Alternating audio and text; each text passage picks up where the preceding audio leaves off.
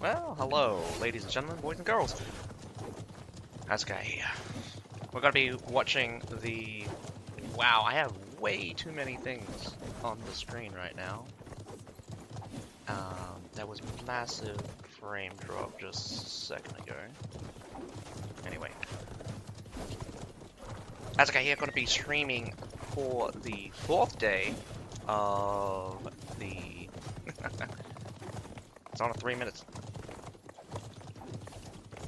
It's on a 3 minutes delay, Sandrine, so it's unfortunate. I'm gonna get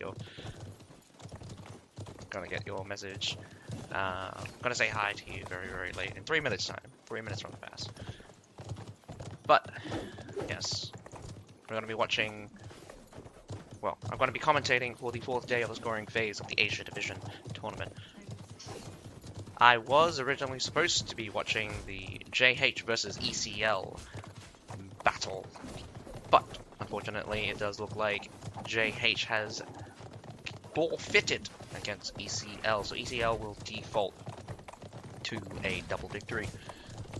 Instead, luckily we got OISU versus SKZ. So we're going to be watching these guys, and they're going to be fighting off against each other on Heilang Fjord. And we're raring to go already. Heilang Fjord is coming. So, hopefully we're going to see some nice things. Haven't seen these guys before. A lot of new teams haven't really seen before. WLBG, I have seen before. So the other battles that are happening right now is BPJL versus WLBG and KG versus YYY. But enough about them. Let's concern ourselves about this. Them here, these guys, OISU and SKZ. I'm gonna be probably just saying defenders or attackers just to make sure that I don't screw up the names later on. But in the end, looking at the lineup immediately, you can tell that the attackers are going with a very heavy tier 5 lineup, and with the defenders, however, we're going to go with a split, about 50-50 for the tier 5 and the tier 4, filling out with that tier 3. It does look like we have a DC. That's very unfortunate, although once the battle has started, in order to do a rematch, the other team needs to agree, otherwise it's an automatic win to the side. But hopefully he comes back very easy.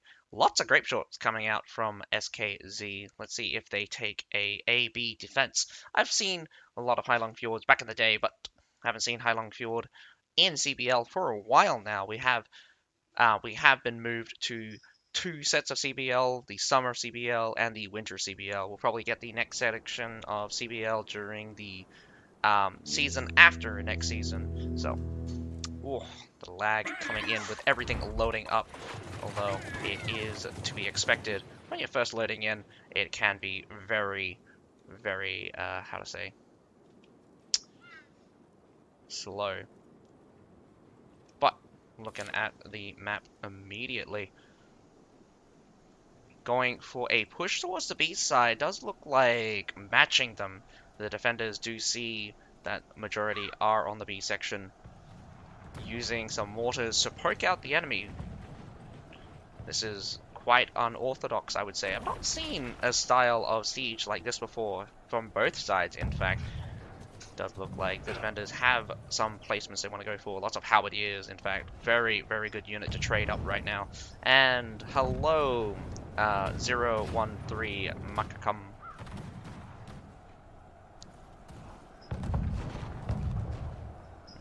Not particularly sure if the Falconettis realize that they've already destroyed the wall. Got some shield maidens out as well. Lots of cavalry out on the field right now. That is not a very good sign. It does mean that the attackers are going to have to be a little bit careful running into... Whoa! Very brave of the defenders to walk out. Instantly, the pike, I believe, just gets eviscerated. Actually, the jewel blade dies. Actually, the first blood goes to a jewel blade. The pike did not die, but massive losses for the defenders right now. Getting absolutely swarmed on. Don't know what your plan was. You're losing the Medal, you're losing the Shield Maidens, and I believe you also lost a bunch of other units. I think a whole Loyal Guard was there as well. Does look like these Halberdiers, not veteran though. You gotta remember that these guys need to veteran their own units. Shield Maiden stacks absolutely bodying that Halberdier very easily. Oof. 2 Varangian Guard just eats the Grape Shot to the face. Does look like switches to Axe. Will just get deleted by the Halberdier. Nice Treb incoming, but we're going through the other section. Ace is a very tough fight right now. Massive shield wall to the front, but the cavalry might have just deleted them there on the right-hand side. The Imperial Spear Guards fear nothing, including the Iron Reapers. Here comes a very nice Wing Hussar charge. Wing Hussar charge gets kind of decimated there in the center. I'm not sure what exactly happened. Didn't actually reach the Halberdiers. But the collapse of the defending team is inevitable, as one by one they are trickling in. Not sure what kind of defense this is. Their response is not mounting up enough pressure, as they mainly just dealing with this big pile, and this big pile has split off. But now the leftover is actually getting beaten out by a combination of stalwarts, and Iron Reapers. Iron Reapers really need to throwing out the flail to do any amounts of good damage against the shield units. A point has been gotten though.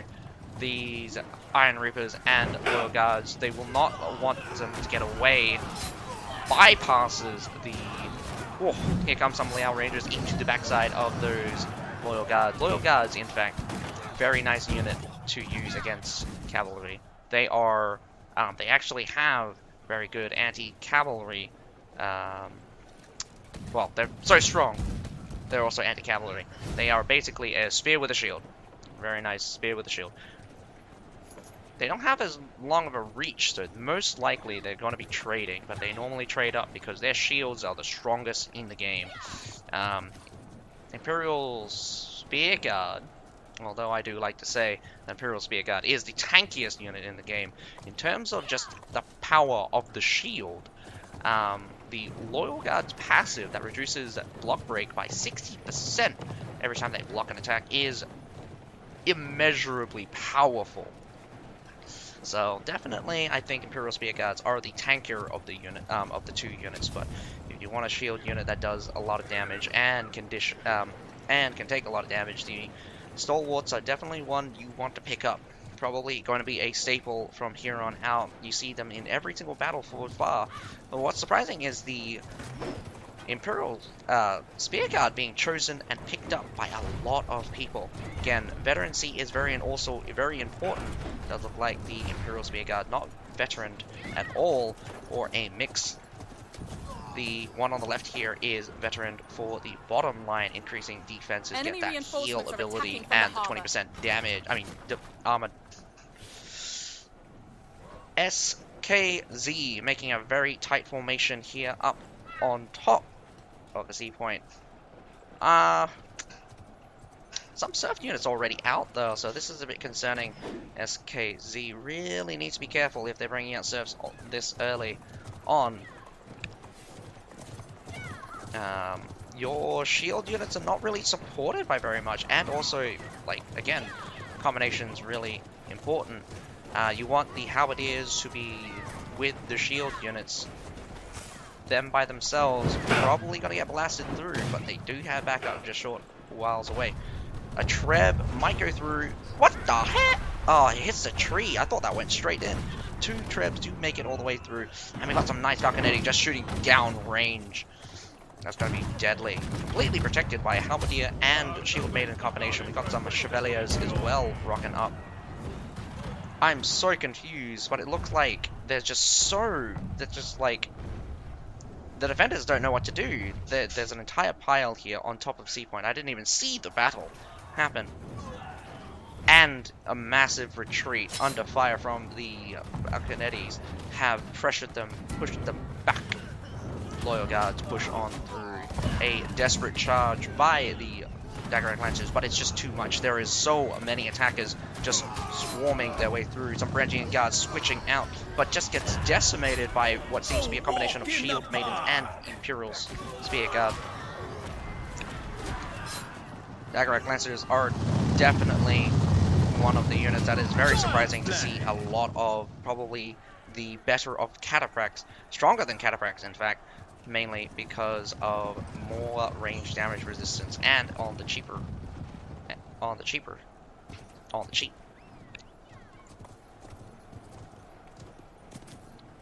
But man, this is definitely not looking good. I just noticed that the thing is paused out for some reason. I don't know why that keeps happening, but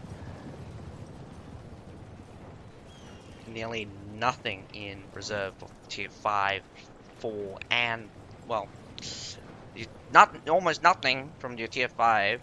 Tier 4 is almost drained, and your tier 3 is only a couple of remaining as well.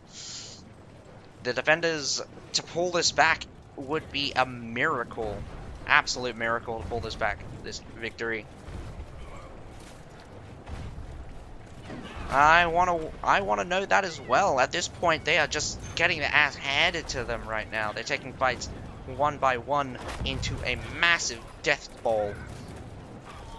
Chevaliers and the crossbows. I mean, like, the cavalry are going to kill themselves, but the crossbows will kill them.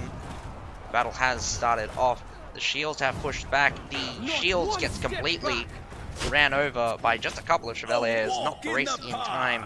The Outrageous finishes off that left-hand side. Dagger Lancers try to go through, but it's just a porcupine as they just get instantly deleted. Halberdier is not going to stand up against the Winged Hussars, although it's very strong against cavalry. The Winged Hussars are still very good against pike units. And there we have it, folks. I do not believe there is any doubt that OISU is going to lose. The SKZ putting up a very lackluster defense once the pressure at A started to mount up. Many losses and many small losses leading to big loss in the long run. Again, like, SKZ, I don't know why you went out. You walked out, got your ass handed to you, looked at the death ball and said, "I'm gonna fight that," when you had like 3 guys, and continue to walk into your death. Finally, you decide to brace up and wait for the enemy, but the enemy counteracted you with the Falconettis. You really need to get a move on, get your asses in gear, and get an advantage. At the point you've made yourself walk into disadvantages, created disadvantages for yourself, and don't know how to handle OISU attacking. Let's see if you do better on the attack and can deal with their defense. But man, that was pretty much of a slaughter.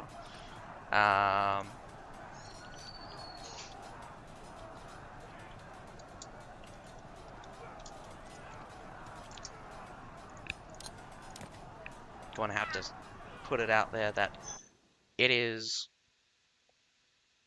not a very good display of skill for either team, as OISU just steamrolls through the enemy and just happens to have a lot of the counters, or manage to counter the setup.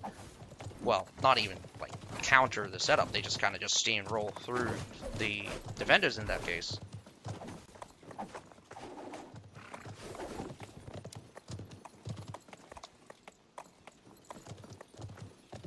It's very apparent that I would say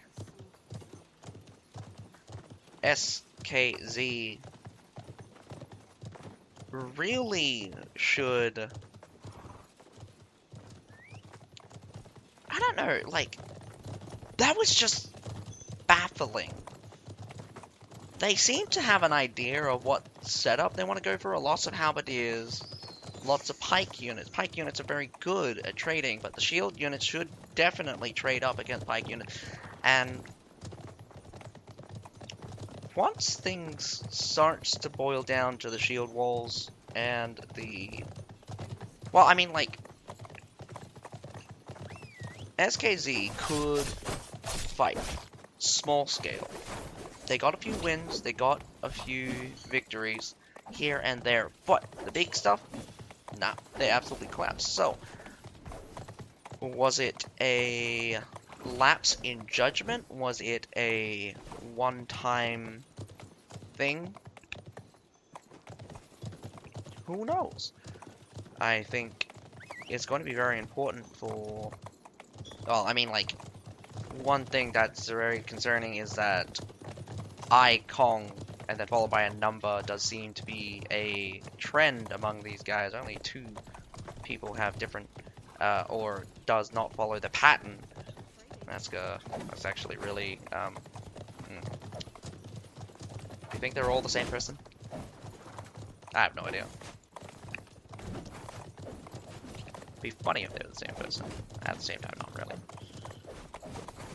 I want to believe that, I want to believe that SKZ is taking this seriously, but at this point, I can't see them doing well. They lost that Heilong Fjord pretty fast, by the way. I think, not the fastest.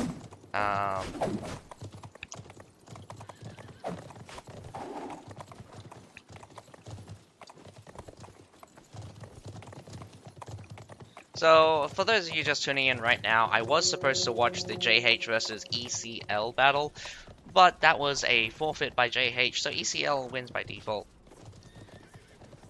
Here we go for the second battle of OISU versus SKZ. Let's hope SKZ puts up a little bit more of a fight, and hopefully, because they put up a little bit more fight, we get to see more skills from OISU. At this point, OISU just had a very easy fight. In terms of resources, again, we're going to go look at the very heavy tier 5 lineup from OISU. Going to rely on just beating the hell out of the enemy. SKZ taking out a lot of their tier 4s, in this case putting up more tier 5s. Lots of cavalry being chosen. Again, cavalry is very powerful, and I just realized from OISU, there is so much cavalry coming out. Almost 1/3 of the units selected by OISU is cavalry. But important units. We got some ball throwers, we got some falconettis for the defenders, we got some siphonatis, and falconetti gunners for the attackers. We're going to be watching a second battle. This time, mortars and grape shots mix for the attackers. Last time, the attackers that were defending had a lot of grape shots. Not sure if I actually saw very many being put down. One of the most hardest thing to overcome when we're talking about CBL is the resources deficit.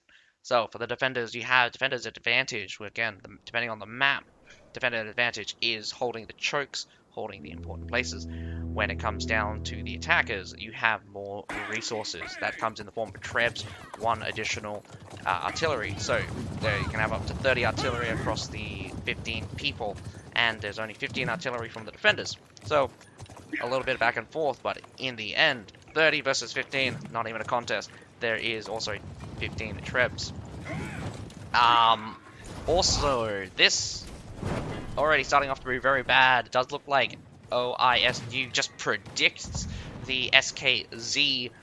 They're just running straight on through. Could do an intercept here. Definitely does look like countering the cavalry with the Chevaliers does work out. The Liao Rangers trades very well and badly at the same time. But SKZ just steamrolls through that defensive section with the Iron Reapers as they're just clobbering right through. A little bit of delay there. Did you see that pike just go through and then just backs off there? But here on the backside, we are getting some Ferengian guns just standing there, getting shot to pieces here. Really need to advance on those guns. We got some way nasty grape shots putting in position that the confidence they're putting those grape shots in positions like that. They're 5 grape shots shooting into the backside of the attacking force, and in the end, the attrition just goes towards the defenders. SKZ somehow loses out after that entire exchange, and not looking good. It's not looking good. SKZ just lost heavily on that assault. They did pick up a little bit, but it's not enough to change, not enough to hold inside. Didn't pick up very much of the A point. They got about a third of it. Really, that is just very super aggressive. The play didn't work out, and man, a little bit of scouting goes a long way. Walking into a trap like that. Just wondering why SKZ would make a rush B. Rush B is kind of something that you only do against people that don't know better. And again, no scouting. Definitely would have shown all these grape shots. You're losing a little bit here, a little bit there. You gotta kill these guys on top of here. I would definitely get them off the wall. That treb is really bad, and it could friendly fire you. Oh, I take that back. That treb actually smacks some shield maidens really hard there. Oh no. Very unfortunate. Eating up those attacks right now. Brandian guards. It's all about who uses axes second.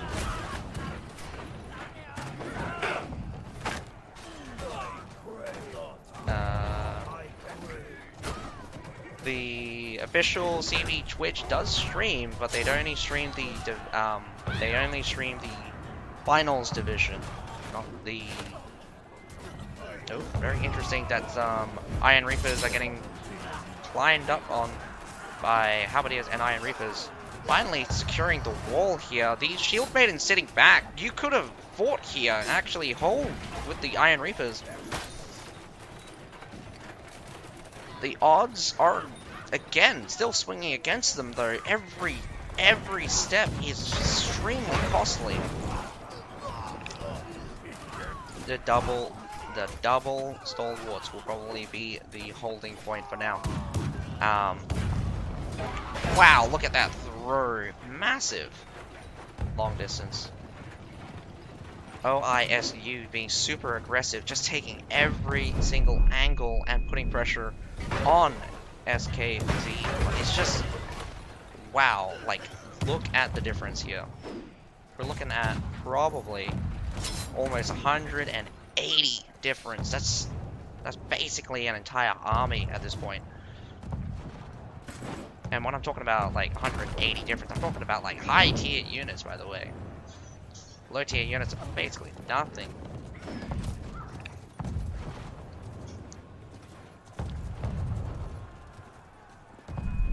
The mortars have scattered them, but it's just, what are you doing with these Iron Reapers? Just letting them go. Another pickup for the defenders. The defenders just getting free stuff.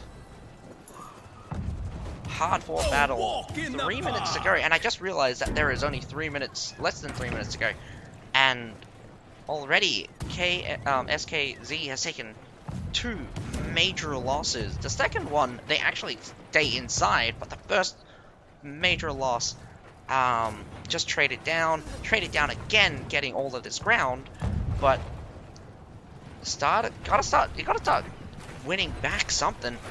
You need to pick up something here, pick up something there.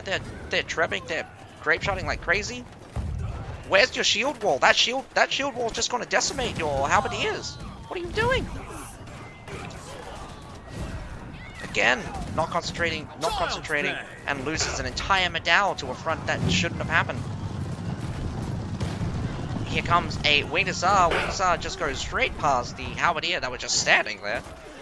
Magically, the cavalry still chomps them into oblivion. We've got some defense pikemen doing their best to hold the line, but they're just getting rolled right now. A walk in the park. The attackers absolutely destroying SKZ. Probably not what you wanted to see, but that is what you got. A walk in the park. Very aggressive style defense, and also the usage of the grape shot was super aggressive as well. There were so many grape shots on the backside of the wall. Just a couple of shots already won them a major victory. The only problem is now, got about a minute 15 seconds to go, and SKZ is just going to get farmed as the defenders sally out and slaughter their enemies. I do think that this is going to be a very short match. We're going to have a very long break after this, and not going to be very exciting for a break. Defense pikemen, again, very good against cavalry, but against high-tier cavalry, you can stop them for a brief second. Really, your heroes are doing most of the work. But then again, look at that number go. Still killing. Summons you. To turn, again, like, still, no hope for the attackers in this scenario. You are 500 units down. You are out of, like, you have a couple of 4 tier units, actually, tier 4 units, but the defending team, they dwarf you almost 3 to 1 right now in high tier units, and almost 4 to 1. These shield maidens could just walk straight through all of these surf units, and they're going to. This pike unit, this pike just goes straight through. Look at the slaughter. Very short, well, not very short battle. It was maximum time for not capturing anything. And again, a poor display from SKZ, a very rush-style assault. OISU going for a very aggressive style defense, though. I love how OISU decided to put the grape shots. They put the grape shot down 100% the moment they saw them coming through, and it's just I was very surprised, in fact. SKZ pushed through, blasted their way on that small section, but getting shot in the back by so many grape shots, they probably lost only because of those grape shots there. If they just shoved towards the B point, got that supply point, stayed inside Heilong Fjord, forget about the wall, make the enemy come down from the wall, defend the B point, get away from the strong points of the enemy. The longer they stood at that intersection, the more damage racking up. And in the end, it just, like, I'm not sure if it goes to show you, but artillery is very powerful. Like, this has probably been the most aggressive display from artillery that I've ever seen from anyone, in fact. This, like, the grape shot placement on the backside of the wall, that could easily have been worthless, but, like, somehow the defenders kept the enemy, like, the enemy just ended up staying, like, a lot of things happened right in order for all of those artillery placements to get the value to win the victory. And it's just very, very impressive that OISU were able to do that, and not only do that, but were successful. I think a lot of times teams that have a little bit more setup, a little bit more scouting, really resist against emergency artillery deployment. Artillery is more methodical because of their power, but a little bit desperate in putting, like, a little bit aggressive in putting the artillery the moment you see, like, you've got a good angle. And maybe this has to do with Heilong Fjord. They got a very nice spot, and you saw 5 grape shots all surrounding the backside as they come through. And again, defender's advantage is real. Like, defender's advantage is real. It is not something that is tangible, but it does exist. And not to say that their attack was lacking. Their attack was just a steamroll through the defenders that didn't know what to do. They held or took damage at sections where they shouldn't have, and they also sallied out really stupidly. So not only did they sally out, lost a couple of guys and was on the back foot, but they continued to fight, losing battles, didn't reestablish themselves in pushing the enemy into a disadvantage. but walked into their own disadvantage. Nonetheless, that is it for the for OISU versus SKZ. Unfortunately, that's a wrap. Going to be about half an hour before the next set of battles start up. I don't think I can latch on to any other battles because unless there's a field battle, I would be very lucky to get into that one.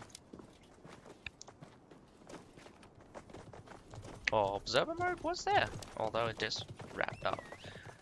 I'll catch you guys in a few, so otherwise I will come back if something new happens.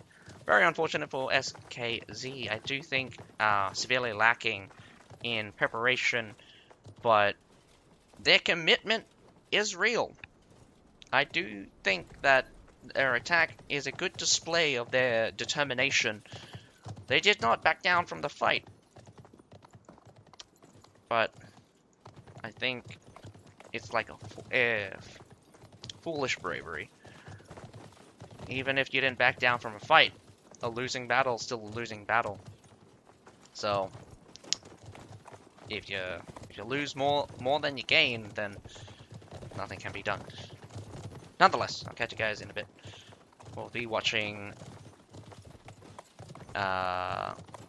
KHYZ versus WAK, and it does look like it's going to be on Heilong Fjord yet again.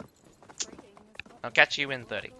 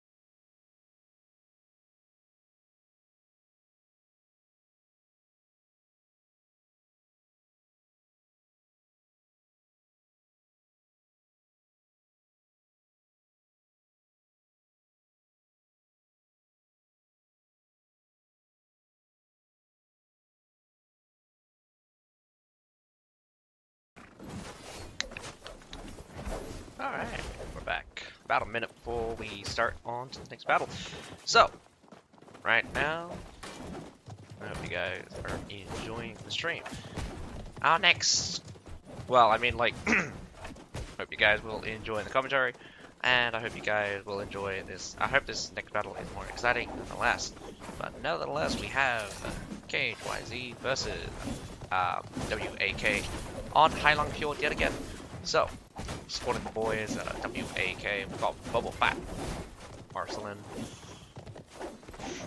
I'm very surprised Alice here is not fighting with ECL. Also seeing Dex, I believe he's Dex, another person from ECL. Oh, there's a few ECL players here. A lot of new guys though. Guys I've never seen before. Obviously, I have not seen KHYZ before, so apparently KHYZ has a second. This denomination, like second denomination, makes this very confusing. So it's like a team within a team, and then its name. So it's just like he's playing for KHYZ, but he's from GWC, and his name is Hello Kitty. Alright, we have 15v15, so this is a good sign. Even nice, even bad. You can start a battle when there's one or less, but when you start, when there's two or more, I think you can't even start the battle because the odds of winning with one person down is already pretty bad. Winning with two people down, almost impossible. Unless there's a massive skill difference between the teams, but then that's a little bit different. But still.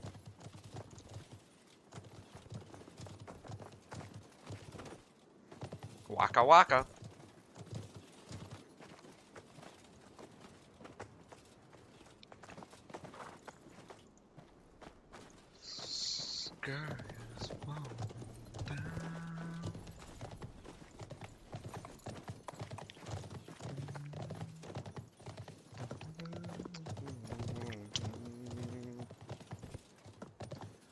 I mean, we were just very fortunate that like, on the Friday, we happened to get, like, two extraordinarily intense battles, like...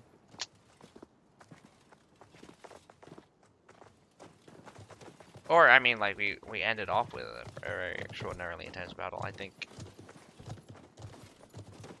it's very difficult to put on a good show. But it normally comes down to whether or not the teams are equal or closer in skill level. Well, they're a bit closer in skill level. You can definitely say that, like...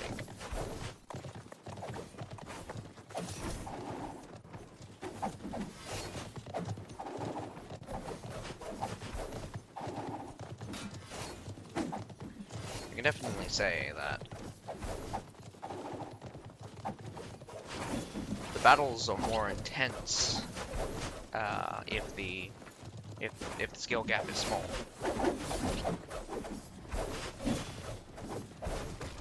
If the skill gap gets too large, it will just be one-sided. So most of the scoring phase is kind of weeding out the weaker links. We get hopefully we get an exciting knockout phase, because hopefully by going through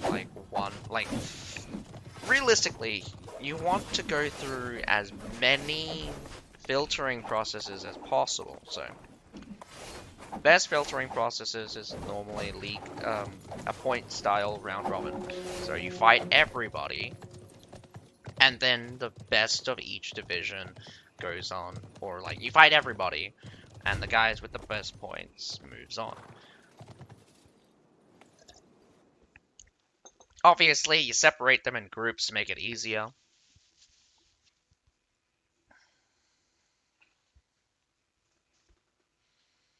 I mean, imagine if there was just one big group and everyone was just round robbering against everyone else. There'll be like, there's like 32 teams Normally there's like around about 30 teams or so for the Asia division, which is actually quite a lot. So far we already see WAK is going with lots of tier 4, some tier 3s obviously to fill out, a couple of tier 5s, about 2/3 tier 4, 1/3 tier 5s. Similarly, KHYZ going in around about 50-50, I would say closer to 50-50. Looking at them, important cavalry going to be very useful. Less cavalry than before.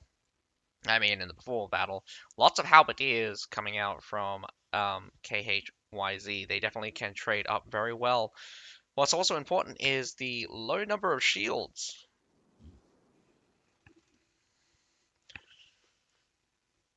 Realistically, I have put less importance on the hero market, but there are more short swords on the attacking team right now. Pikes, well, one more pike on the defending team.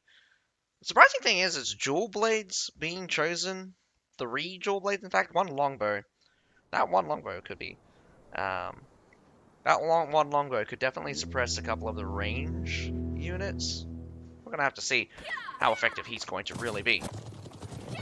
I do believe that as a light armored hero, you're really putting yourself in a bad position by just default, by default, light armor heroes just explode when damage gets flying around. And to be real with you, units do a lot of damage. And they've only been getting stronger as heroes have not really progressed very much in terms of tankiness, nor, well, like, individually they probably have. But as a whole, heroes are not spectacular at surviving. So, I do think what I said before, a long time ago, was units need to be able to deal with heroes, and heroes need to be able to survive against units. So, gotta have that back and forth interaction where heroes needs to be sufficiently impactful while units have some resistance against heroes. When heroes start just blasting apart entire units, you're gonna get ran through. This dual blade magically gets out, but wow, could be dangerous here. Dodges the Flying Reaper, very surprisingly. Does see a little bit of a walkthrough here. Finally, actually, someone dies. Does catch that glaive. Went in too deep. If Whack has 1 million fans, I am one of them. If Whack has 10 fans, I am one of them. If Whack has 1 fan, then that is me. If Whack has no fans, that means I am no more on the earth. If the world is against Whack, I am against the world. Whack, whack, whack, whack, whack, whack, whack.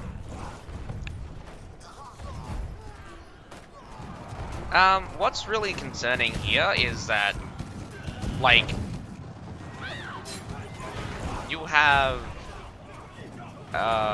2 battles going on, majority here at the B point getting locked up, A point getting pushed in heavily. I think the B point will get cleaned up fairly easily, and it's a solid push coming in from the attackers.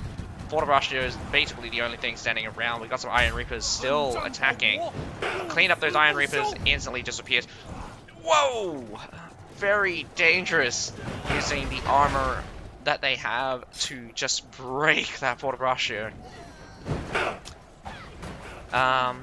It's not easy, in fact, for Varangian guards to trade against the Halberdiers.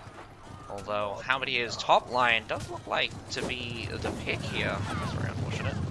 Nothing my axe can't handle.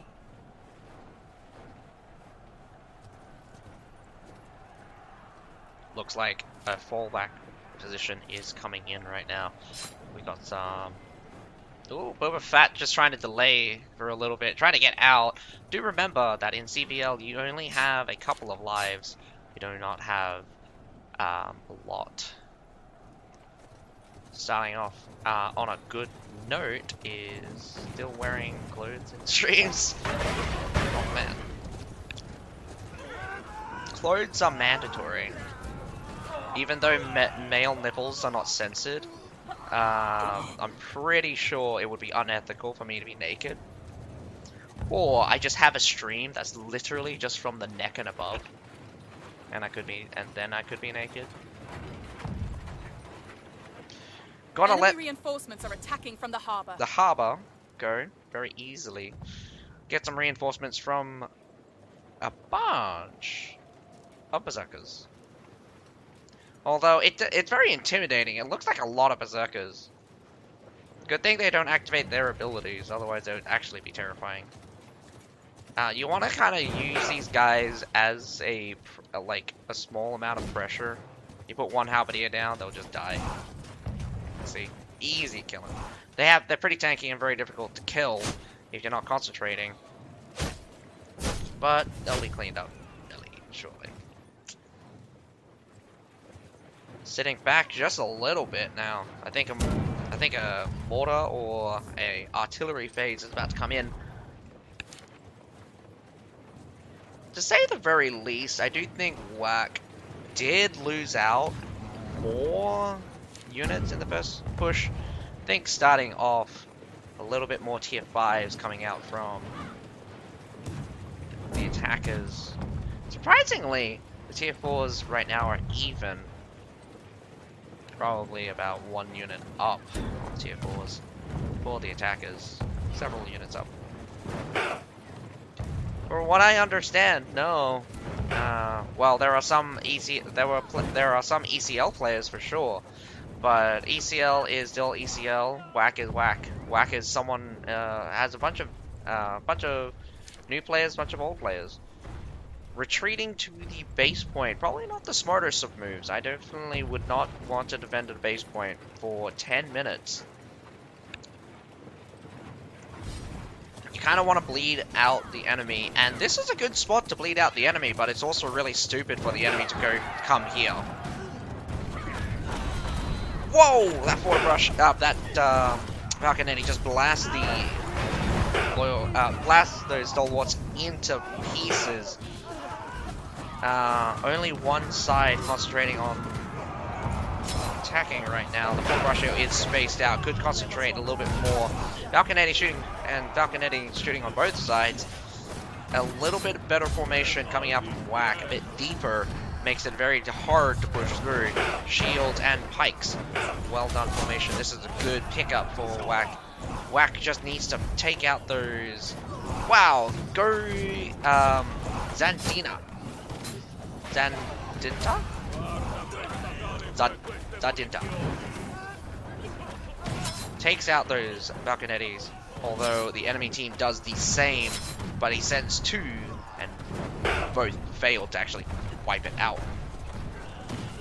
This is a very good scenario for WAC. Did not, again, this is a really stupid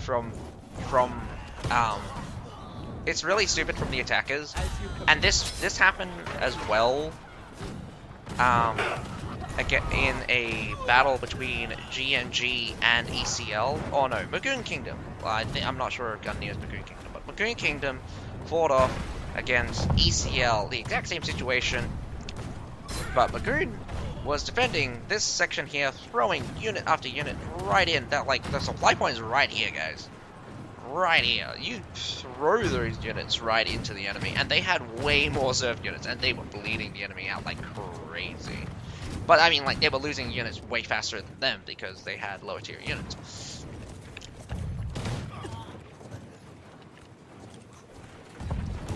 So, massive pickup. Equalizer right now, actually in favor of WAC.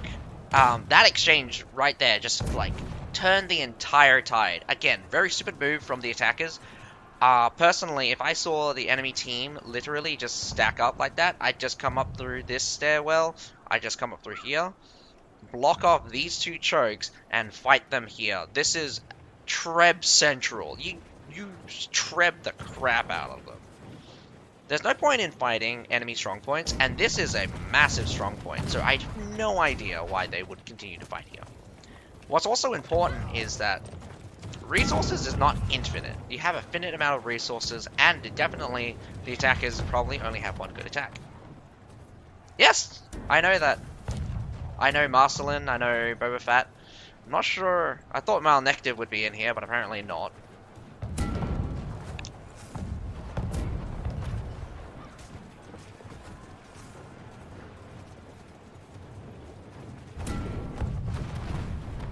But again, the attackers are being really stupid. Like, why not rotate over? And are these just regular human? Jesus Christ, man. Regular humans? What is this?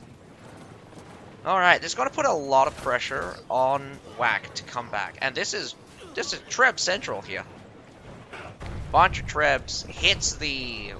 That wall has stopped so many Trebs that it's not even a joke. But they're swarming onto the base point right now. The attackers has massive advantage as completely outnumbering the defenders right now. But here comes a Dagger Lancer. Ooh, nope, Dagger Lancer does not charge. Although I do see lots of pikes. The double halberdiers definitely are terrifying. But here comes a Dagger Lancer without seeing anything, and he just dies. Loyal Guards, and Loyal Guards takes that easily. Charge misses. A charge that misses everything, going for the back line. Takes out the Falcon, the rest of the Falconetti. That is an okay charge. Actually takes out something valuable. Double Halberdier is going to be super devastating. Does look like a two-pronged attack. Taking that center line there. I'm not sure. Wow. Did they sally for? Whack did 4. Oh man, I'm not even sure what happened there, but Whack is moving back towards the base point here. This is very good, actually.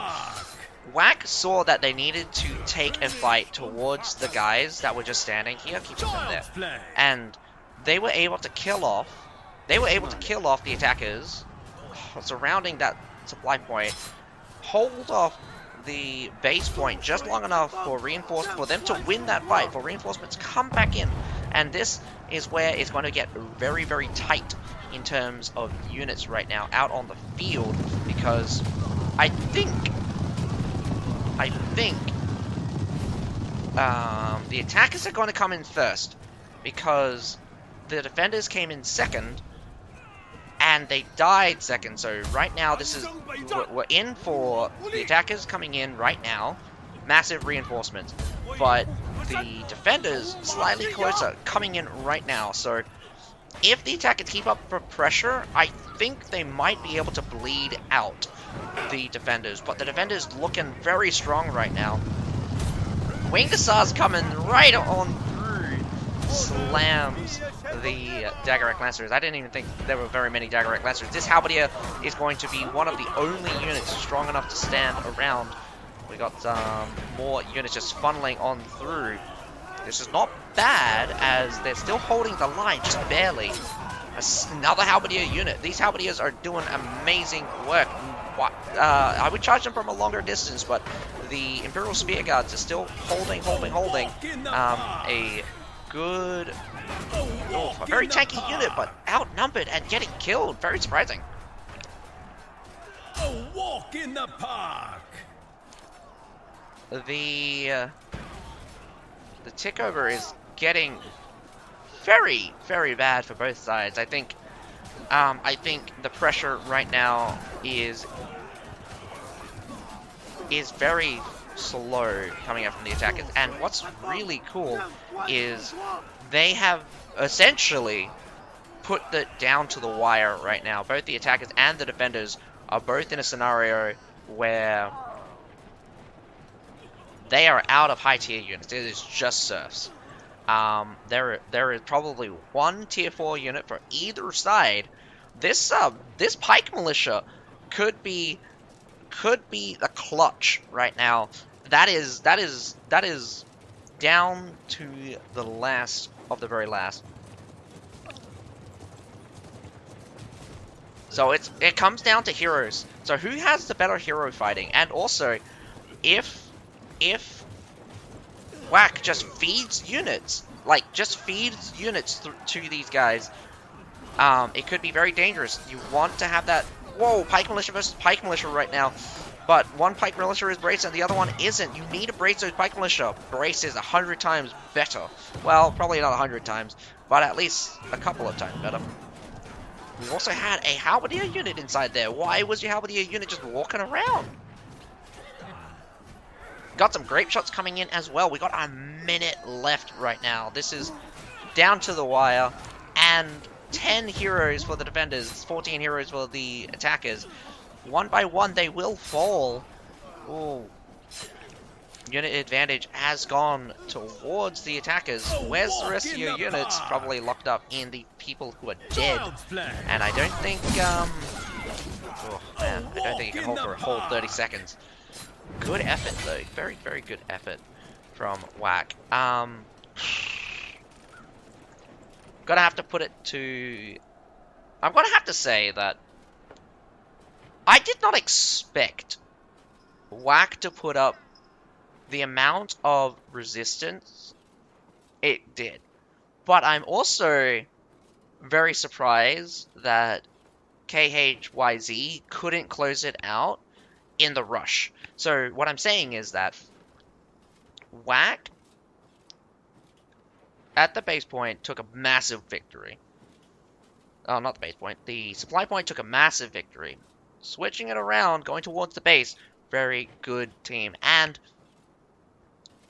I think the attackers really, really needed to do that much earlier and not head towards the supply point. This way they could have closed it out much faster. But surprisingly, the exchange did not go too badly on either side. Whack actually managed to fend off the guys that were remaining at the supply, hold off the guys at the base point. So they lost at the base point, they won slightly on the supply point, and they managed to retreat back, take back the supply point, and then it was just a rush from both sides. I chalk it up to just very unfortunate not having the ability or the mindset of low tier units and concentrating on the hero battle. The hero battle at the very end was the major point, and Whack did not seem to be together. They were hiding behind their units and stuff. So there it is. That's very, very unfortunate. Lots of people have died. Yep. Thanks, Dad. I'll get it in a minute.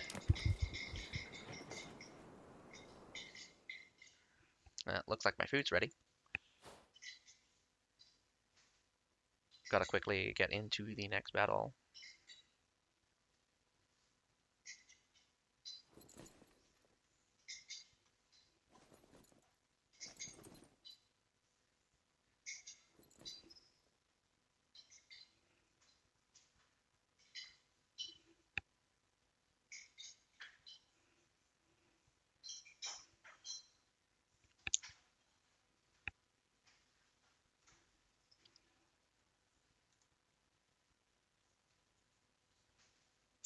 Did it just freeze on me? Fuck.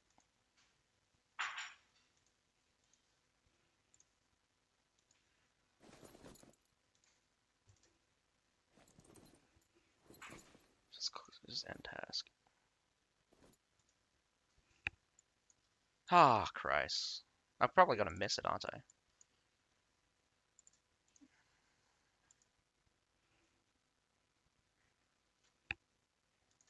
Yeah, they needed to juggle way better. The only problem is that juggling only works so much when you have so many units just poking you down ever so slightly. It's like when there's enough units to fully saturate the entire point, there's nothing you can do. Nothing you can do when there's enough when there's enough units to saturate the entire point, there's nothing you can do. Not to mention, if there's more heroes, you really can't do anything either.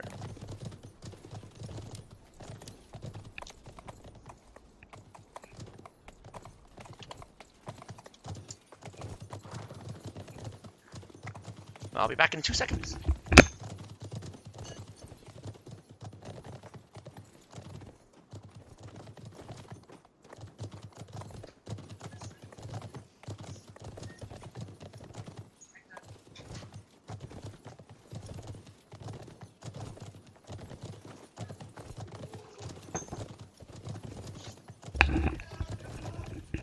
That's a little bit unfair to have one of the observers be KHYZ. I think that was an accident.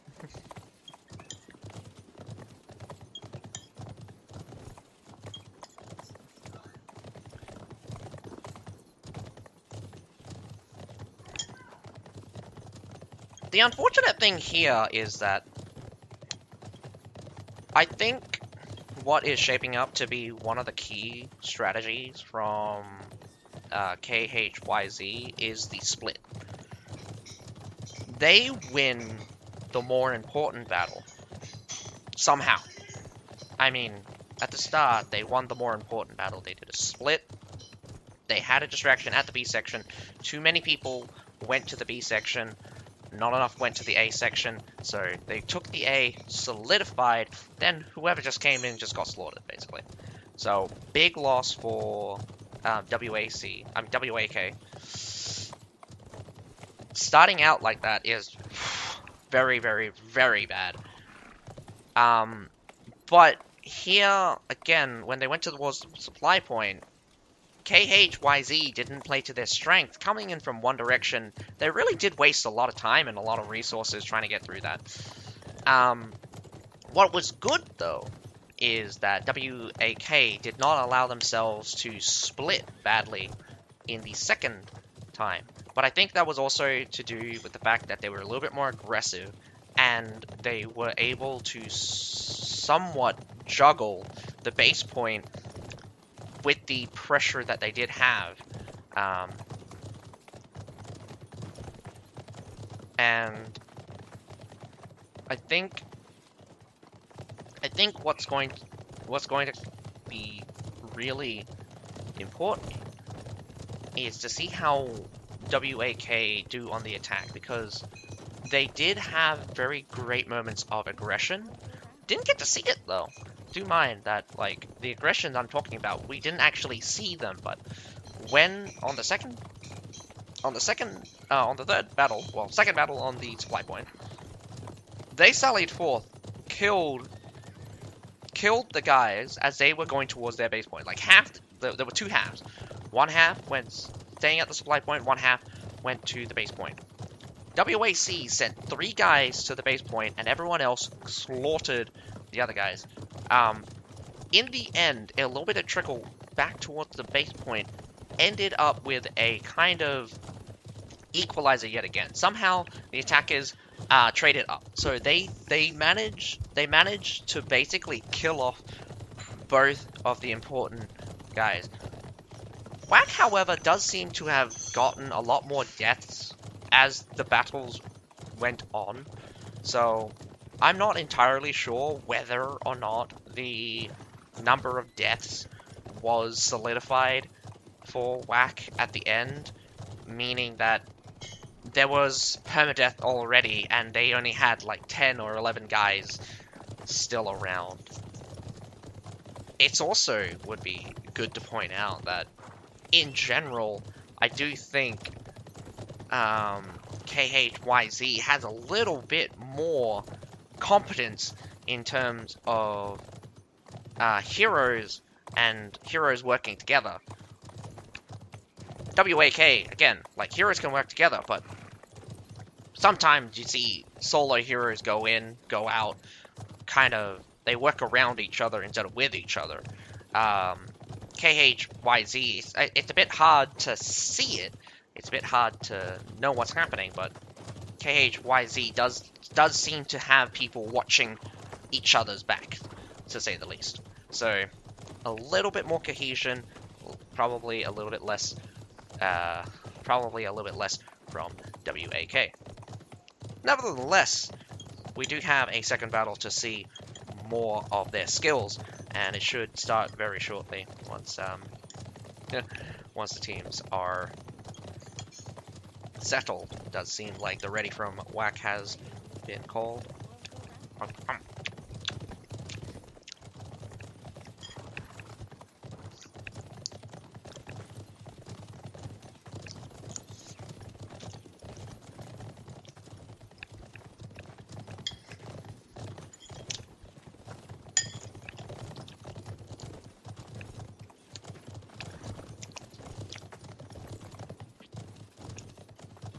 But a good thing to know is that WAC definitely has a stronger lineup during the supply point phase. It's much harder to push into someone than it is to well, sorry, hang on, like pushing into a defensive formation is basically putting yourself at a disadvantage. There is very little units right now that is capable of just smashing right through a formation. And that's good. A good formation should be very hard to tackle. And what's really great is that WAC was showing that they were spreading out a bit more, they were circling the enemy, and that is good. The only problem is that when it comes down to the end, when it was just surf units, it's just like, they encircled the enemy, but the pressure on all sides wasn't strong enough in order to keep the enemy suppressed in a small space, so the battle line kept getting wider and wider as the enemy pushed deeper and deeper. So they weren't able to fully surround them, and again, it just ends up being a bit of a mismatch in terms of resources, because it did look like there was less units.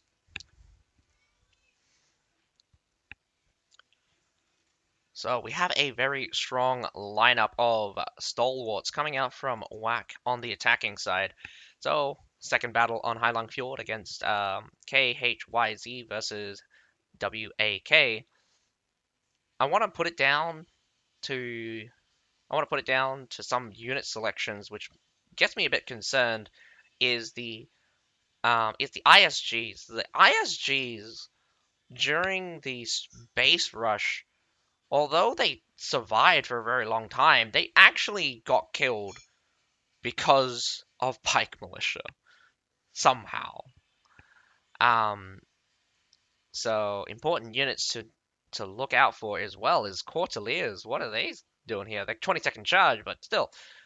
We have some Cypher as well. Daggerac Lancers is still important. The humans that I saw as well, I didn't even get to see any.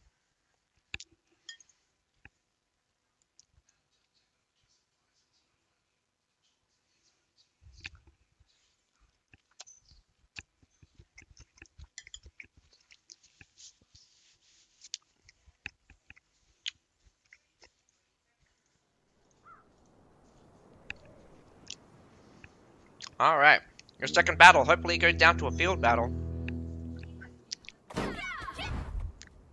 Whoa! Sending me off into space here.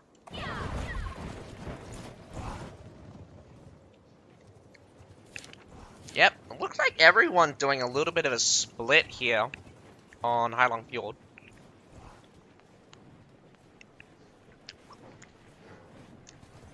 Does look like the defenders kind of evened out. Send one squad of 5 holding the B wall, and then 10 set up for the A section. Again, A is a little bit further away from any supply points, so if it comes down to just trading, A is the place you want to be. But again, with the deployment of the Halberdier Sergeants, realistically, Halberdiers and Halberdier Sergeants are essentially the same thing. And I wouldn't put it past you that, what the hell? Where's my rotation? There's a rotation button that I've forgotten what it is.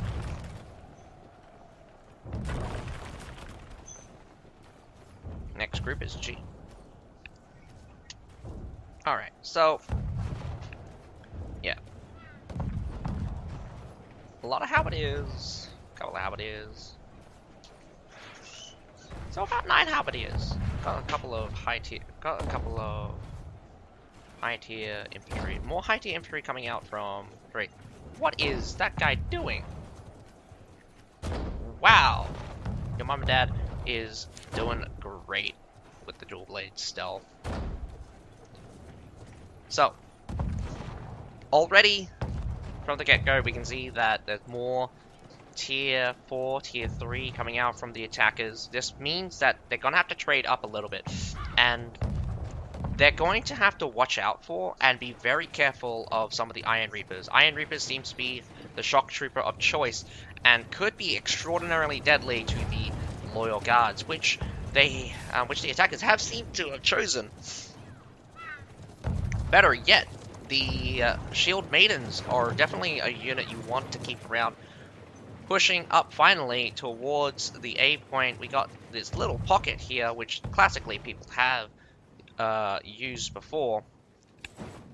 Strangely enough, I've never seen this move before, and here we go with some grape shots. One grape shot from Rain here. A little bit of a mortar fest, I do believe, in terms of resources. WAC has way more mortars than the defenders, and it's going to be a bit of a rush towards who destroys which ones, because if the defenders can destroy artillery, that is excellent for them. But WAC wastes no time deploying some grape shots really close to the front here, being very aggressive with those grape shots. I think they could have been a little bit more aggressive and put them very close to the front line, since the front line is not moving at all. A lot of them were wasting time shooting those mortars. Easily taking out the halberdiers, need to be a bit more aggressive, slaughtering their way through the defenders right now. That is a big victory. Right now, there is a pocket of resistance here at the very small of the what face calls it, the stalwarts and the medals at the edge here. Whoa, where did those shield maidens come from? Now we also have a battle here at the B point. This could close out very well, but a winged archer just kind of turns the tide, deleting the stalwarts and changing the battle between the shield maidens. So the B point will be saved. Token forces around again, like, man, like, when units get stacked up against a wall, it becomes very difficult to kill them sometimes. Whack, go home. Ah!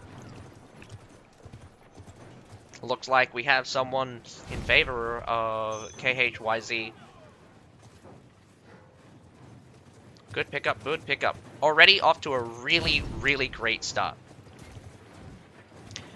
Trading up. That is really good. Kills off a lot of the tier 4s, a lot of the tier 5s. Still got a bit to go. Only a very small advantage of around about about 200 units. If I include the tier 3. If I only just look at tier 5 and 4, I mean halberdiers, blue halberdiers. Oof, man, those guys are terrifying, and it should definitely smack your faces through. Switching back over, I say this, and I say this all the time. Stick to the side if you're going for a rush, because if you take the A point, just keep going through A. I mean, go across this bridge, get the harbor, or go straight to C. If you get the B side, again, you have to go straight through if you're doing a rush. But if the enemy is set up, switch to the A side. A side is much easier to get through. The defender's not holding this choke here is also something that defenders have done before, and a really good defender just holds its bridge, and it is a nightmare because you've got some nice spots for some ranged units. Any unit sitting back here just gets shot to pieces. And then this section here, I mean, like, the trebs were destroyed, so that was like another thing. Any people goes cut off. Any person that goes onto this stairs also just gets annihilated. Now the attacker's advantage in resources is coming into play. We have artillery being deployed. Another section of artillery. They have plenty of artillery to use, and doing very well for themselves. The defenders does take out 2 mortars for 1. Actually not taken out yet, so it's still there. So what's important for the defenders is not to kill units with their mortars. It is actually to trade artillery. You trade 2 for 1, and that is really big, really big. He trades 3 to 1. Sorry, 3 for nothing. He hasn't got taken out yet, and that is not good because you're wasting more and more resources, or your resources are getting taken out. Wow, your mom and dad does a nice assassination Enemy reinforcements on are attacking from the harbor. on that mortar. You still have 9 left, so you could definitely put a lot of pressure in this intersection. Bunch of grape shots across this line here could threaten them to stay out of this intersection. Could get you a lead up towards, but we got 2 stalwarts, a winged hussar, and some Liao Rangers. These guys are trapped, by the way. They cannot leave the sea point. There is only one way out, and that is towards the base point, and it's through here, this intersection. This halberdier line by itself is not terrifying, but with some stalwarts, that's going to be very terrifying. You got to be careful. You threw the stalwarts in there, but they were just turning around. Taking a fight on 2 fronts right now. 1 shield on one side, everyone else on the other side. Again, you're pushing up your stalwarts when you don't need to. Just put a layer of defense. Make it very difficult for them to walk on through. The Imperial Spear Guard seems to be the counter, though, because they are the superior shields, I would, to my understanding. Surprisingly, the Varangian Guards did not push again, taking a massive loss. A walk in the park. Whack does a good pickup yet again. I think they actually won massively. In fact, they did win massively. They closed the gap on the tier 5, and they widened the gap on the tier 4 yet again by an additional 70. Pushing now on towards the supply point. This is very bad for anyone that still has units there.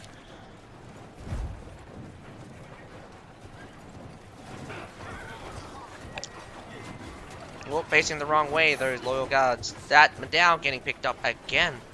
One by one, these units getting picked up very, very slowly. If you do bring a Madao, I think a Madao realistically does not perform against higher tier units as well as halberdiers. Halberdiers are way superior. Halberdier sergeants are way superior. Just use those. Madaos, however, when it comes down as the last tier 5 unit, they are probably way better. When surf units start being thrown at you, a Madao could and should be able to stack their passive, making them almost invincible. We are constantly pressing the Madao brace, Madao order. That's a wasteful trip right onto basically nothing. I think, whoop, walked right into that one. Big hit. Oh Jesus. Yeah, that's gotta be painful. It's Iron Cap Spearman, so Iron Cap Spearman has one of the better formation for the turtle formation. But although they are a great shield unit, this is not something you want to be out by yourself here. That gets collapsed in very easily. You can go in through the side here, but I would continue to focus here on the left-hand side. Unfortunately, just not the units. Where are your higher tier units? They are don't actually have very many left, in fact, and the cavalry is not going to be very effective against loyal guards and pike formation. Hitting their heads against the mighty shield wall. Not even a chance right now. The defenders are getting steamrolled through by other cavalry. The Liao Rangers with the Daggereg Lancers. Oh wow, a hard stop though by a halberdier, but unfortunately the halberdier is so far away from the base point, going to be very useful. Great for killing the cavalry that gets thrown at you. Good trade up. Well, a little too late. Wow, some Portaliers just. Oof. Oh man, that is painful. Watching that happen is just absolutely painful. And was that Cortaliers? Oh no, I can't remember. I feel like that was Cortaliers. Well done, Whack. that was a very clean attack. I think you traded up on a lot. It was good that you reacted fast to losing the artillery. Like, this is the funny thing. Whack lost in artillery. Like, they were trading down in artillery somehow. Like, they were losing mortars to mortars from the defending team, and it's just like, god damn it. In the end, though, they started placing their grape shots very aggressively. They won the battle at the 8 point, pushed the enemy out, and just rushed the enemy as they were too concentrated on just doing a little bit of skirmishing. And even though they were winning the skirmishing battle, once it comes down to battle, they're a little bit late. That little bit of lateness allows Whack to just capitalize super hard on them. And it is great that Whack is pushing on through when the enemy is distracted. What I would also say is, surprisingly, the push towards the B point didn't stop, because they did get killed.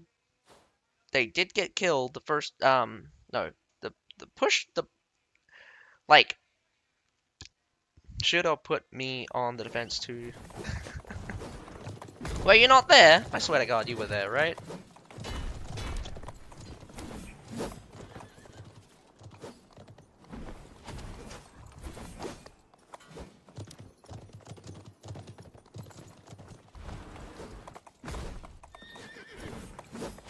What I am concerned about is the over-reliance on the stalwarts. There were so many stalwarts coming out from Whack. I mean, I think I counted like 7 stalwarts at total or something. That's a pretty high number, by the way. When you have 7 of the same unit, that's basically a reliance on that unit. What was disappointing, however, is the medals from KHYZ. I don't believe medals are any good.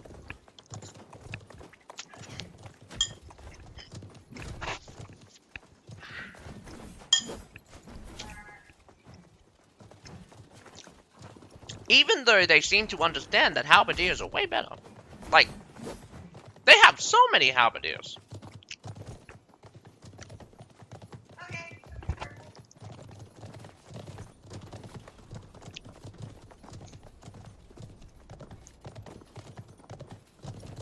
Lack of water brachiots, though. I think one of the things that is really cool is the winged hussars' ability to defeat other pike units. And this is what's really important, that was really underappreciated about design. The winged hussar, for the longest time, was never meant to be countered by regular pike units. They can defeat, well, technically, they can defeat every pike unit besides the Fort Braccio and the Medal. And that's good. That's okay.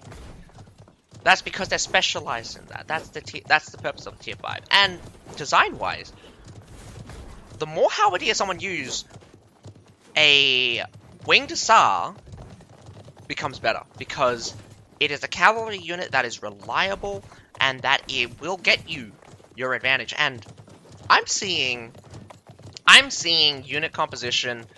If you can predict your opponent's unit composition, you are going to go very far. And what's going to be telling is that Liao Rangers and Decorac Lancers both suffer at the hand of Halberdier.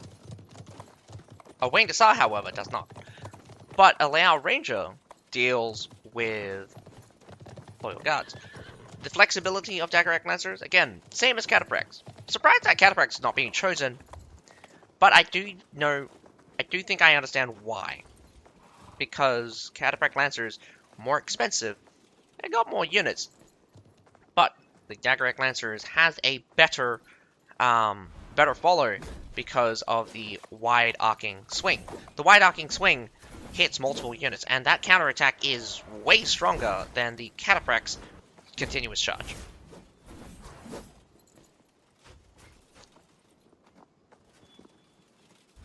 Wax have an OnlyFans, bro. Wax super hard on them. ECL's Field Battle Curse will be released. You're thinking that Whack is going to fail on a field battle. Who knows? Who knows? They apparently won their other battle 2-1 on a field battle, so who's to say that they're going to lose on the field battle again?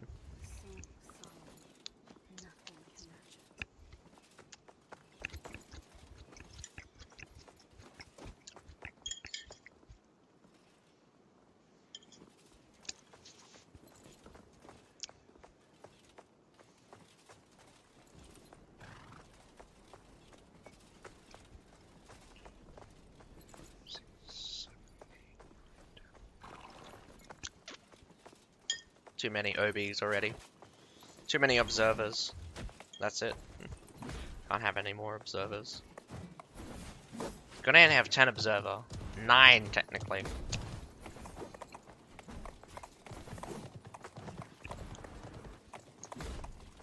This thing? No. This is from Lord Sundering. And this is very cool. I love it. I don't use it at all, though. I just keep it here as a memento or something. I don't English very well.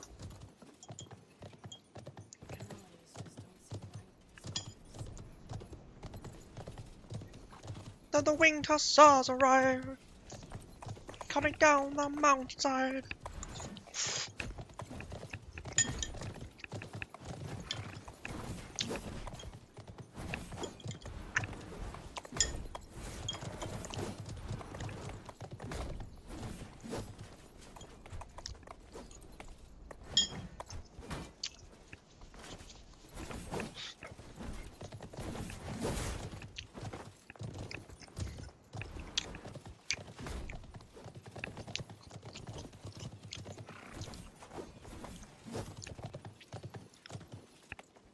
Just like the direction that the developers have decided to go with balancing units, but I am super happy that on the CBL level the landscape's completely changed, and it's so cool to be like that. It is so cool that it is like this, because you are seeing units that have always been strong. Love the Winged Hussars. Our Winged Hussar charge has been 50-50. Been very successful or not successful at all. And that is, again, like, because of what it's up against. Loyal Guards, in fact, are very frighteningly powerful. But regular cavalry will just get stomped by Loyal Guards. You have to also remember that when Loyal Guards first came out, they were the Pike Militia. They were the Pike Militia 2.0. They were the Pike Militia with shields. They were terrifyingly strong. And that's because they did what Pike Militia did, but better. Well, I mean, they did what Pike Militia did, but they could actually defend. They actually didn't die. And now they come back. The fact that they come back is good. I like that they haven't removed the ability to deal with cavalry, because again, you have a spear, you have a shield. You should be good against cavalry. So regular cavalry should definitely die to stalwarts or loyal guards. I keep calling them loyal guards, but that's because I like the loyal guard name. But Winged Hussars should roll right over them, theoretically. I think. So will stalwarts be used on a field battle? I don't think so. Too easy to get around their shields. If they are used, they'll be used in very small amounts. If you use 7 in a siege battle, you would use like 1 on a field battle. And on a field battle, speed is king, I would say. Faster the better. But obviously, you still need a good impact. So you can be the fastest. You can be the fastest unit in the game, but if you do no damage, then what's the point? Does look like we are ready. Does look like... No, I take that back. KHYZ said 1 minute. Whack is ready. Whack roll call for the ready. Just win both matches, so no feel. Just win both matches, yeah. If only you were that good. The sad thing is that because of how the losers bracket works... Okay, so I'm not sure how they're going to do the final division, but previous CBL, you would have a winners bracket and a losers bracket. And eventually you'd have the winners of the losers bracket and the winners of the losers bracket fight off against each other. But the winners bracket would always have 1 point up. The sad thing here is that no matter what happens, it's a best of technically a best of 7, but it's actually a best of 6 because the winners always have 1 point. You will never get a field battle. You'll never get a field battle in the finals. And I think field battles are the great equalizer. The great equalizer. You start off on a basically symmetrical map. It's designed to be almost symmetrical, so that it's a little bit more even. Straight away, we see tons of cavalry. The Shield Maiden choice is crazy, I think. I mean, I don't exactly think Shield Maidens are terribly weak against cavalry compared to other units, but this is... Where's your polearm units, man? At least KHYZ uses medals, but I still think medals are not the choice you want to go for. Where's the Fortibraccios? One Fortibraccio would, like, again, your Fortibraccio would be amazing with this much cavalry around. Not a single person brought Fortibraccios. What is this? Lots of pikes, though. Increasing the pike number to 6 now. Still got the triple dual blade. Will be good for locking down heroes and really great for assassination. We have 2 loyal guards actually being chosen, but the number of Shield Maidens, my goodness. Shield Maidens are strong, man, but against, like, cavalry still... You're gonna have to expect cavalry, right? Like, I would be expecting cavalry.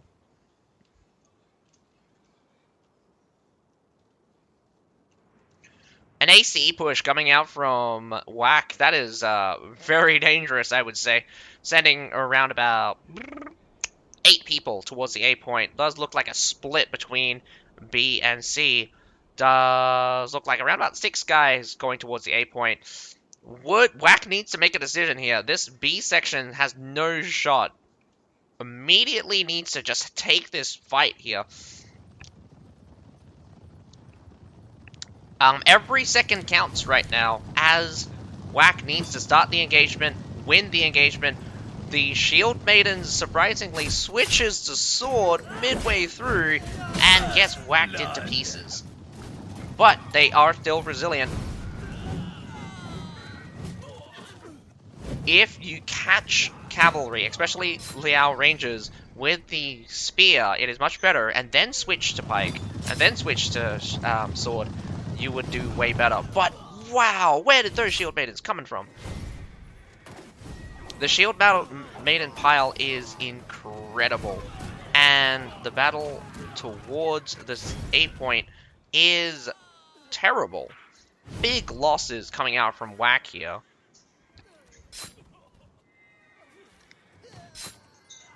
But that's only at the second half. I did not realize how much of a slaughter on the other section it was.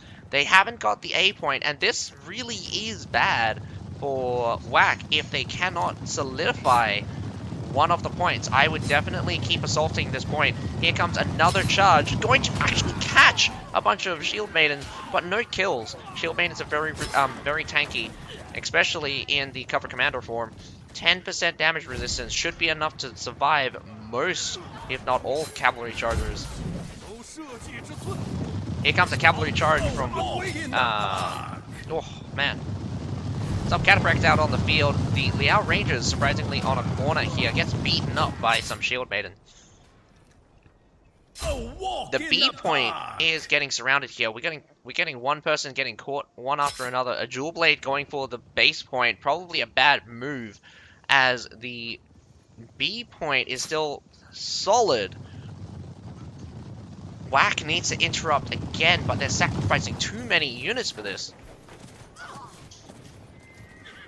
I say that, but it's just like the Shield Maidens are doing a wonderful job right now. Oh man, Cataphracts do catch the Liao Rangers. Here comes the reversal. Oh, I probably would have just gone back and forth instead of that sideways, but dragging out those Shield Maidens for a Wing Star charge actually worked out super well. We got some Thrashing Countdown on the field now. Pushing back KHYZ now dominating on all fronts. The B section just has a Medal, and slowly but surely the Ace will get caught, will be captured, as reinforcements towards the B section has begun. They've lost their time, and now they have started the engagement. Liao Rangers comes in from the rear. Nice smack into the backs of the Medals. Medals completely surrounded and just gets clobbered. Right now, it is massive pile. A charge by a Lance Cavalry should be amazing, but it's Liao, so they just get slaughtered.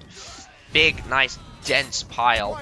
But here is the kicker, with the base point open right now for Whack. Whack is grabbing the B point, and this is going to be... Oh, that's really annoying. Dex here, man. Oh, he's about to die. That's unfortunate.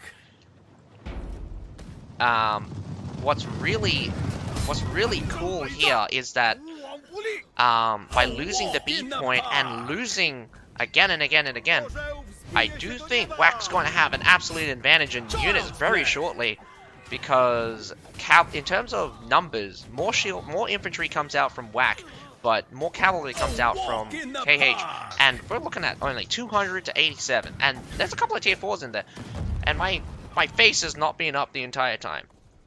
My pretty face has not been up on the screen. How dare I not have my pretty face there? So, it's going well for Whack. They are up. Marginally right now. But they are up. At the start, I was a bit skeptical. But as the battle rages on for the B point, it is good. What they have right now is really good. Bit concerning is the number of hero deaths. Again, no one's on permadeath just yet. It's going to be a lot of time left. So, a lot of time left. Going to be another major battle. So, if KHYZ doesn't make an engagement, I do believe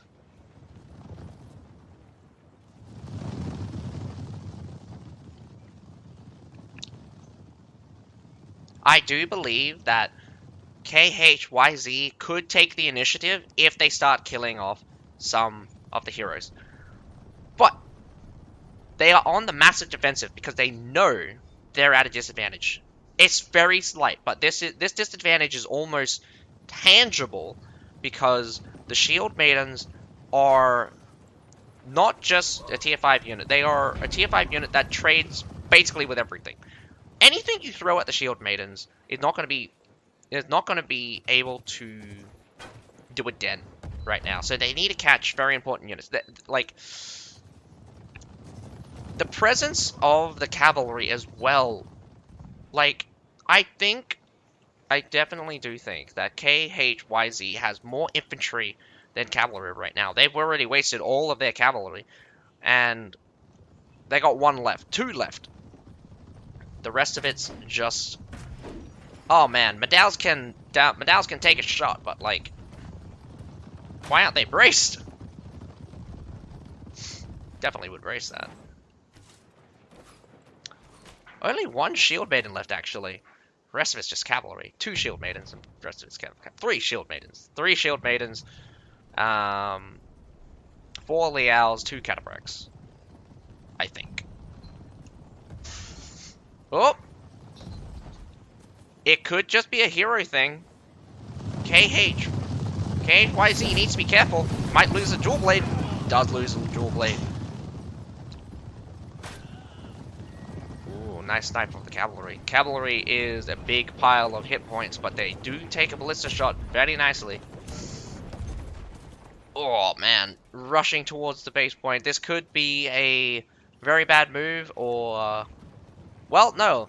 Right now, this is a rush towards both points, and realistically, why would you pull off? Why? Charge right on through, but you still win that battle. Gonna get some points on the thing. No point defend. Why would you fight here? There's no point fighting here. But in the end, you still win. Varangian guards are out on the field, and the infantry battle is in favor of KHYZ.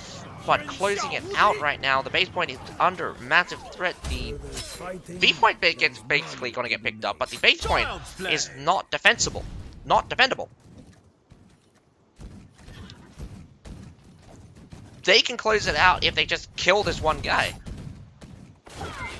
A very bad decision. A very bad decision. Oh my goodness. This does not automatically lock out. It doesn't matter if they get the B point, because this does not lock out yet. Huge mistake from KHYZ. The push towards the B point. Absolute death sentence. Oh. Well done. Well done, Whack. And, to put it to you straight, the infantry is great against other infantry. The choice of using infantry specialists, like they were using infantry units to fight against other infantry, but the instant it comes down to the fact that you don't have cavalry and they have cavalry, this field battle is about whether or not you can deal with the enemy's cavalry. There was one Imperial Pike guard. A loyal guard, 2 loyal guards, in fact. Great. What are you going to do against 6 cavalries? There were 6 cavalries, 4 Liaos and 2 cataphracts. And I'm amazed that the battles were very tight. They were very close. Push towards the A, not very good. The push towards the B, again, very questionable of whether or not who was winning. I do think that the A push ended up in a loss for Whack. I do think that the B defense for KHYZ ended up in a loss. But when it comes down to everything, more cavalry coming out from KHYZ did not pick up enough to defeat the cavalry coming out from WAK. WAK